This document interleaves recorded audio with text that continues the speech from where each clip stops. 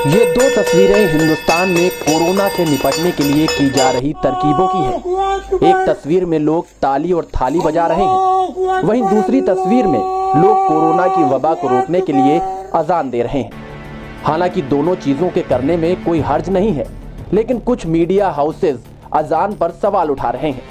अंग्रेजी channel times now ने Trinamool Congress leader के बयान को बुनियाद बनाकर एक खबर चलाई है, जिसमें टीएमसी लीडर अख्तर हुसैन लोगों से कोरोना से बचने के लिए अजान देने की अपील कर रहे हैं।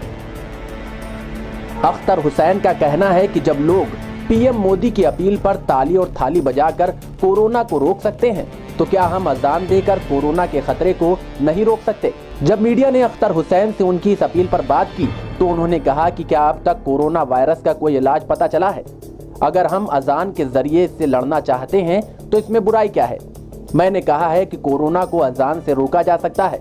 लोग किसी न किसी तरह सड़क पर आ जा रहे हैं, तो अगर अजान में लोग आते हैं तो हर्ज ही क्या है? आपको बता दें कि पीएम नरेंद्र मोदी ने 22 मार्च को जनता कर्फ्यू के दौरान शाम 5 बजे तिब्बी खिदमात में लगे लोगों और पुलिस का हौसला बढ़ाने के लिए लोगों से 5 मिनट तक ताली, घंटी या थाली बजाने की अपील की थी।